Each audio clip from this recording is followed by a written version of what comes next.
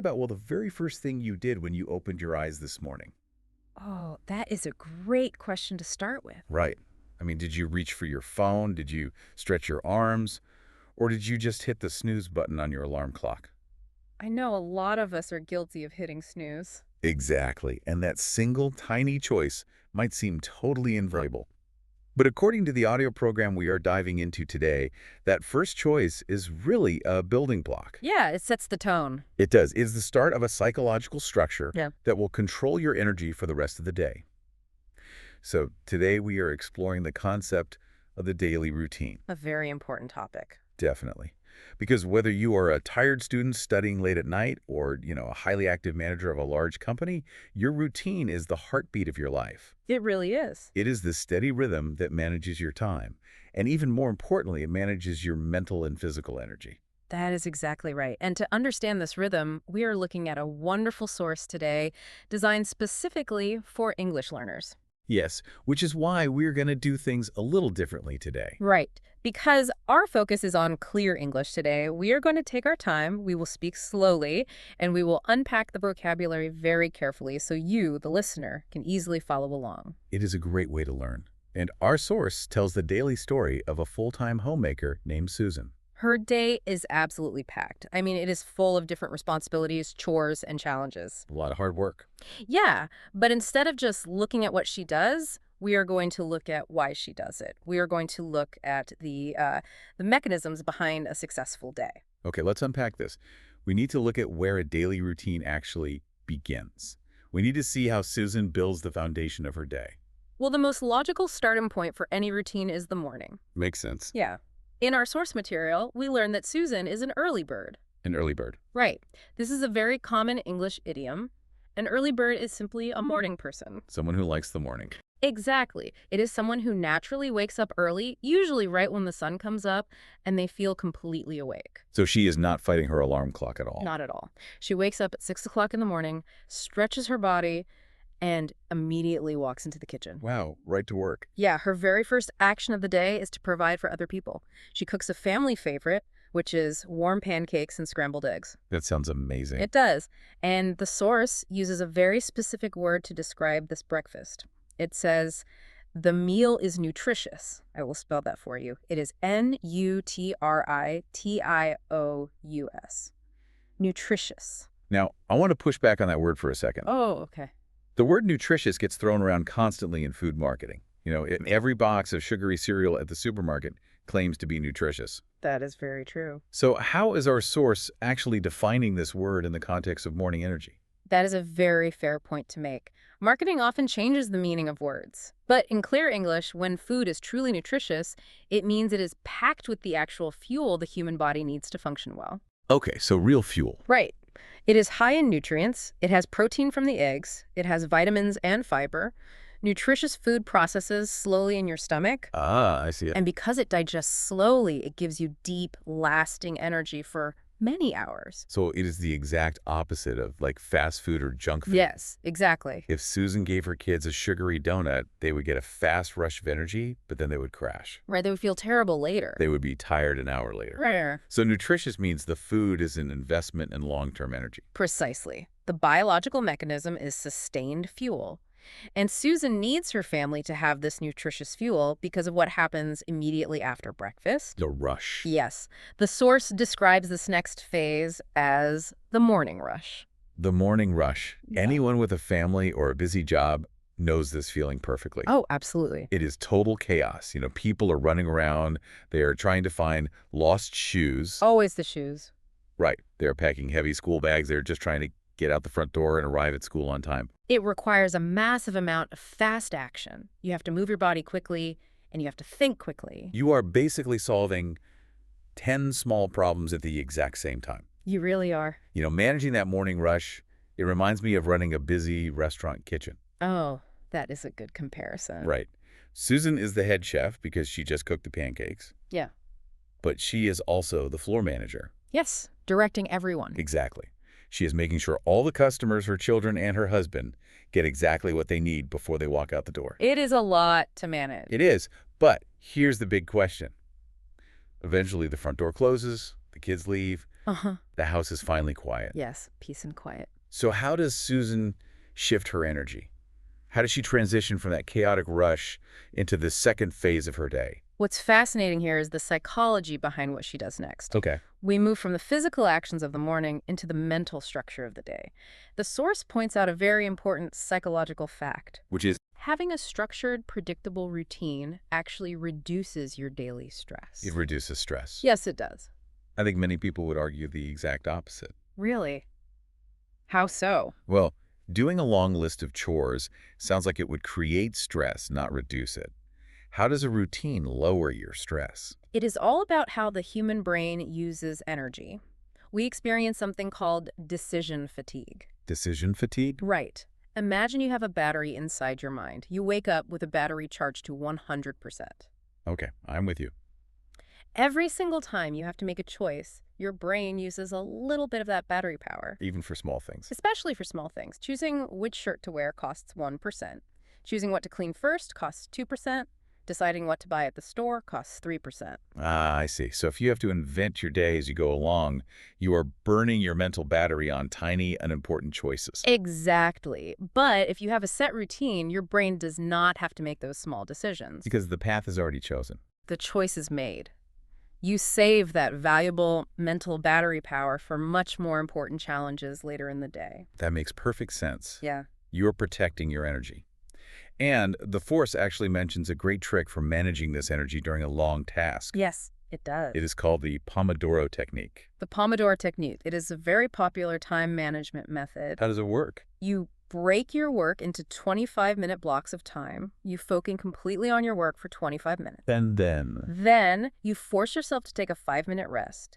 It makes a massive list of chores feel much less overwhelming. Because you do not look at the whole day. Right. You only focus on the next 25 minutes. So how does Susan apply this to her mid-morning?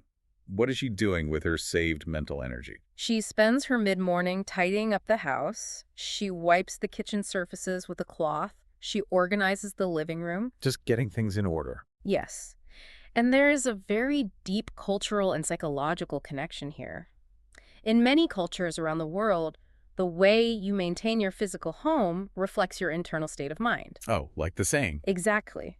There's a common English saying, a tidy home leads to a tidy mind. The tidy home leads to a tidy mind. Right. Because if you are surrounded by mess, your brain is processing all that visual noise. Yes, more battery power being drained. Right. But when the physical space around you is calm, clean, and organized, your thoughts can become calm and organized too. That is the exact mechanism. And after she finishes creating this calm environment at home, she goes to the grocery store. Okay. But again, she is not making random decisions and wasting battery power. She is very intentional. She has a plan. She does. She carefully picks fresh fruits. She chooses crisp vegetables. She follows her routine. I understand the value of the plan, but I want to challenge this idea of a strict routine for a moment. Sure, go ahead. Our source material uses very powerful visual analogy. It says that a routine is just a skeleton. Yes. A skeleton. The bones that hold a body together, the basic structure. Right. It is just the bones. And here's my problem with that. What is that? If every single day is exactly the same, you wake up, you cook, you clean, you shop, you sleep, life can start to feel kind of like a prison. It can get very repetitive. It can become incredibly boring. So if the routine is just the bones, how does Susan add the flesh? That is a great way to phrase it. How does she add the life, the fun, and the variety to keep her structured day from feeling like a rigid trap? That is the crucial question. Because if you only have bones, you do not have a life. You just have a machine. Exactly. This moves us into the most beautiful part of her day. To answer how she adds life to that skeleton, we have to look at how Susan actively creates moments of joy. She does not just wait for it. No, she does not sit around waiting for happiness to happen to her. She builds it right into her schedule. Give me an example. Well, for example, when she returns from the store, she puts lunch on the kitchen stove. And while the soup is simmering softly, she takes a deliberate break. Oh, I love this part. She goes outside into the fresh air. Yes. She waters her green plants.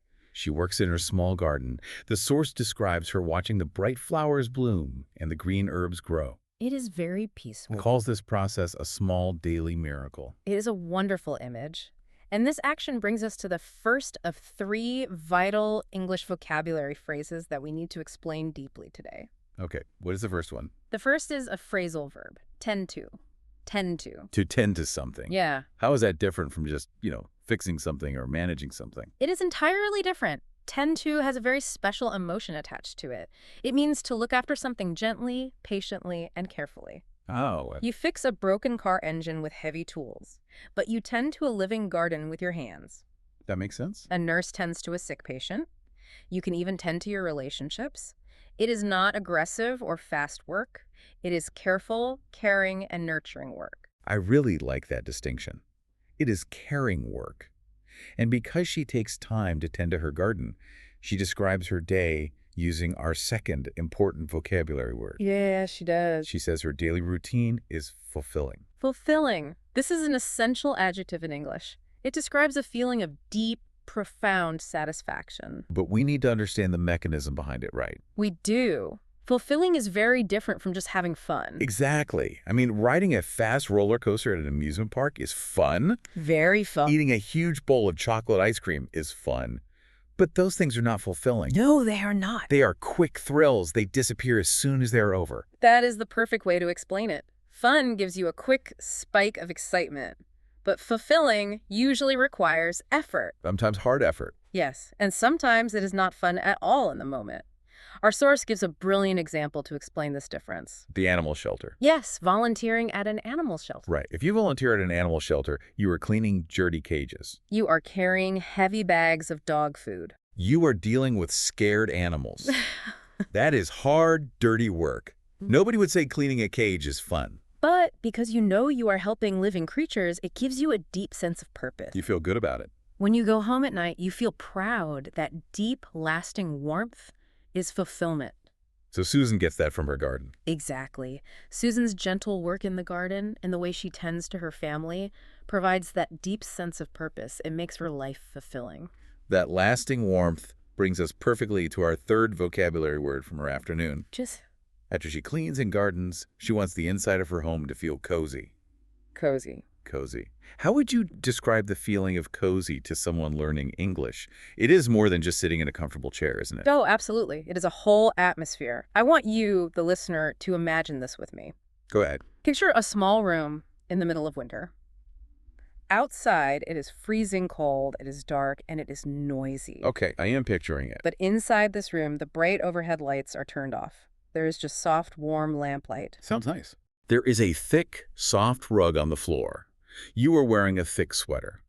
And maybe, over in the corner, there is a small cat sleeping peacefully. That is a great image. That feeling in your chest, that feeling of total warmth, safety, and protection from the harsh outside world, that is the true definition of cozy. It's a feeling of safety and retreat. Creating that cozy space is a deliberate choice. It is how Susan makes her home a place of rest and recovery for her family. Here's where it gets really interesting. We have seen the biological energy of her morning rush. Yes, the nutritious breakfast. We have seen her structured cleaning to save brain power. We have seen her find fulfilling joy in the garden. A lot of different elements. But now the sun goes down. We transition into the late afternoon and the evening. This is the part of the day where all the hard work finally pays off. Yes. The evening is no longer about chores. The evening is about deep human connection. The reward. This is the ultimate reward for her structured routine. After lunch, Susan sits down at the table and helps her children with their school homework. But the source points out something crucial about human behavior here. This is not actually about checking math problems or practicing spelling words. No, the homework is really just an excuse. An excuse for what? It is an opportunity to bond. To bond means to build a close, secure, emotional connection between two people. Exactly. They talk about their day, they share their feelings, they sit close to each other. The math is just the activity that brings them to the same table. The bonding is the real goal. And then later in the evening, she is back in the kitchen cooking dinner. More cooking. Yes, but remember, she wants to avoid her routine becoming a boring prison. Right. She needs variety. So instead of just making the exact same basic food every night, she treats dinner like an art project. Oh, that is fun. She enjoys experimenting with new recipes, she tries new spices, she tries new cooking methods. That is another way she adds variety and flesh to that skeleton of a routine. She is keeping her mind active and creative, and then after dinner, the night becomes strict family time. What do they do? They share stories, they spend time laughing together, all the difficult chores are done for the day. So the brain battery is finally being recharged through connection. Yes. But eventually we reach the very end of the day. The kids are tucked securely into bed. Her husband is asleep. And the house is completely quiet again, just like it was before the morning rush. Exactly. And this quiet time is a vital psychological moment for Susan. She sits completely alone in her favorite chair in that cozy room we imagined earlier. And what's she do? She takes time to reflect. Reflect. That is our final major vocabulary word today. Reflect. It is an important one. I absolutely love the definition the source text provided for this concept. It said that reflecting is like looking in a mirror for your mind. A mirror for your mind. That is such a beautiful metaphor. It really is. When you look in a normal mirror, you see your physical face. But when you reflect, you see your internal thoughts. You're thinking deeply and carefully about the past. Yes, you look back at the events of your day. You ask yourself hard questions. You might ask, what went well today? What was difficult? Right. Did I lose my temper during the morning rush? And, well, why did that happen? Exactly. Reflection is the mechanism that turns a repeated habit into a life strategy. Because you learn from it. Right. If you never reflect, a routine is just a rut. You are just a robot repeating the same actions over and over. Nobody wants that. No. By looking in the mirror for her mind, Susan is actually editing her life's plan. She learns from her mistakes today so she can have a better routine tomorrow. But this makes me wonder about different types of human biology. What do you mean? Well, we talk at the very beginning about Susan being an early bird. Yes, waking up at 6. She gets her natural energy at dawn. But what about the night owls? Ah, the night owl. The people who naturally get all their mental energy when the sun goes down and the moon comes up. Right, the opposite. If someone is a night owl, does their routine look exactly backwards? Yeah. Do they still need these quiet moments of reflection? If we connect this to the bigger picture, the answer is a definite yes. Really? Yes. The clock does not change human psychology. Whether you are an early bird waking up at dawn or a night owl starting your most important work at midnight, the structure of human needs remains exactly the same. So the timing shifts, but the mechanics do not. Precisely. A night owl might do their focused, structured work using the Pomodoro technique at, say, 1 o'clock in the morning. Sure. They might find their cozy, peaceful moments reading a book at 3 o'clock in the morning. That makes sense. But they still need a routine to save their mental battery power. They still need to tend to things to find fulfillment, and they absolutely need a quiet time to reflect. So the numbers on the clock really do not matter at all. No, they don't. The rhythm is what matters, the heartbeat of the day. That is exactly right. The time of day changes, but the human need for structure, purpose, and connection never changes. Well, let's bring all of this together for you, our listener. Today, we walked through the daily life of Susan. We covered a lot of ground. We did. We saw how a structured routine provides the basic skeleton of your day. It saves your brain from decision fatigue. It saves that battery power. Right. Whether you are an early bird or a night owl, your routine is what gives you the lasting energy to support the people you love. Exactly. It allows you to move smoothly through the rush, to gently tend to your responsibilities, and to create a cozy, highly fulfilling life. And we explored some very powerful English vocabulary to describe this human journey. We did. We want to remind you of the practical homework from our source program today. Oh yes, the homework. We want you to try describing one part of your own daily routine. And try to use one of the new English words we explored today to explain how it makes you feel. Yes. Think deeply about your own day. Did you eat something truly nutritious this morning that gave you lasting fuel? Good question. Is your bedroom or your living room cozy? Did you take time to tend to a pet, a plant, or even friend? Is your current job or your area of study fulfilling? Or maybe, right now, as you listen to our voices, you are taking a quiet moment to reflect on your choices. I hope so. So what does this all mean? This raises an important question. We have talked about how a routine saves your brain energy and how it builds the foundation of a single day. Just one day. Right. But let us think about the long term. If our daily routines and our repeated habits eventually stack up to become our entire lives, Yeah? what does the very first action you take when you open your eyes tomorrow morning predict about your future? Wow. What does your first action tomorrow predict about your future? That is a profound thought to leave on. It really is. Remember, whether you are managing the chaos of a busy morning or simply sitting quietly with a sleeping cat in a warm room, your routine is your heartbeat. Make it a steady one. Thank you for listening, and we will talk to you next time.